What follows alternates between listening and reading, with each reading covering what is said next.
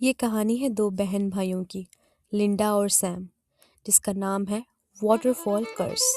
दोनों बहन भाई जंगल के रास्ते से बातें करते हुए गुजर रहे थे। हंसते खेलते बातें करते हुए उन्हें पता ही नहीं चला कब वो रास्ते से भटक गए। लिंडा को महसूस हुआ जैसे कुछ गलत है। सैम, तुम्हें नहीं लगता कि ये रास्ता गलत है? क्या कह रही है? सीरियसली? नहीं। सैम सर खुजाते हुए, मुझे लगता है कि तुम ठीक कह रही थी, हम वाकई रास्ता भटक गए हैं। दोनों बहन भाई आगे बढ़े, परेशान लेकिन हिम्मत ना हारते हुए। तभी रास्ते में सैम को बहुत प्यास महसूस हुई और उसकी हालत बहुत ख़राब हुई।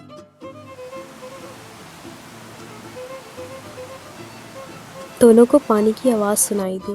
दोनों आगे बढ़े, देखते हैं एक वाटरफॉल जो कि बहुत खूबसूरत और स्पार्कलिंग और मैजिकल था।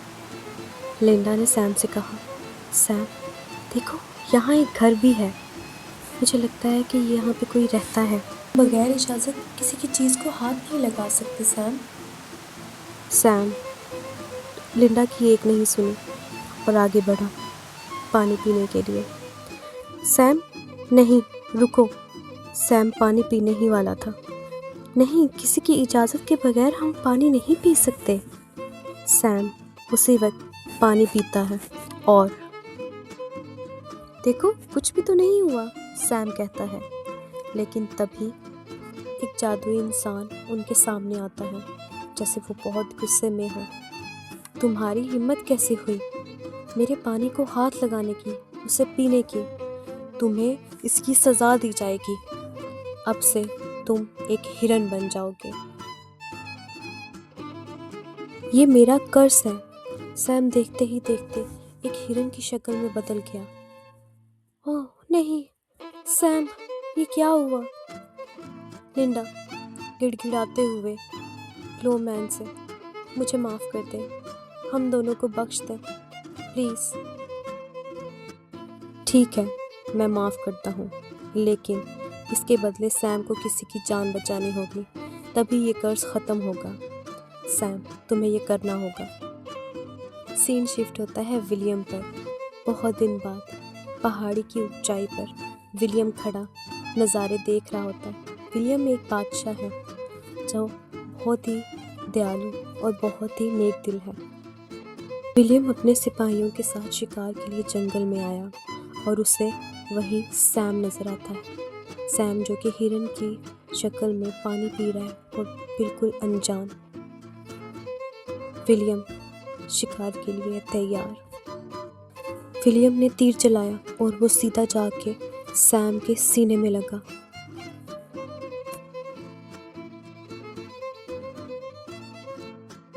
सैम दर्द से चिल्लाया और उसके चिल्लाने की आवाज़ सुन के लिंडा भागती हुई आई। नहीं सैम, ये तुमने क्या किया? सैम। विलियम दोनों को अपने महल ले गया और वहाँ सैम का इलाज करवाया। हकीम ने सैम का इलाज किया और वो कुछ दिनों में ही बिल्कुल ठीक हो गया। विलियम की इस मेहरबानी के लिए लिंडा ने उसका शुक्र अदा किया। कुछ ही दिन के बाद विलियम ने एक खूबसूरत सी अंगूठी से लिंडा को प्रपोज किया और उससे कहा कि क्या वो मेरे महल की रानी बनेगी और मुझसे शादी करेगी। लिंडा जो कि विलियम को पहले से ही पसंद करती थी, उसने फ़ौरन हाँ कर दी। सारे महल में शादी की तैयारियां शुरू हो गई। सब बहुत खुश थे, लेकिन सिर्फ एक के अलावा। वो थी आयला। आयला विलियम की कज़न है और उससे शादी करना चाहती है, इसलिए वो लिंडा को मारने की साजिश करती है। शादी के दिन जब लिंडा और विलियम दोनों शादी के लिए जा रहे होते हैं, कुछ ही फासले पर सैम दूर खड़ा उन दोनों को देख रहा होता है और दिल ही दिल में बहुत खुश हो रहा होता है। तभी उसकी नज़र आयला पर पड़ती है। आयला जो लिंडा को मारने की साजिश कर रही है। इस बात से बेखबर लिंडा और विलियम बहुत खुश नज़र आ रहे हैं। हॉल में एकदम से आयला तीर कमान लेकर लिंडा पर हमला करने के लिए आती है।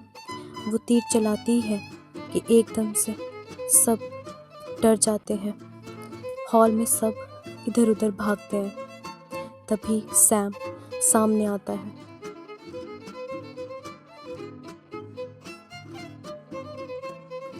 लिंडा हैरानगी से सब देख रही होती है कि ये सब क्या हो रहा है।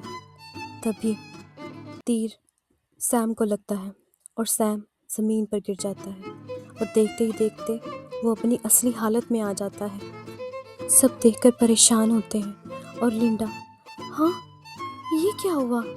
तभी एकदम से ग्लोमैन सामने आता है और कहता है, मैंने कहा था कि तुम्हें एक इंसान की जान बचानी होगी, तो ये कर्ज ख़त्म हो गया। लिंडा और सैम दोनों बहुत खुश होते हैं। तभी विलियम और लिंडा आखिरकार वो शादी मुकम्मल करते हैं। इसके बाद लिंडा, सैम और विलियम हमेशा खुश रहते हैं। The end. The magical waterfall changes their life forever. At the end, William, Linda, and Sam lived happily.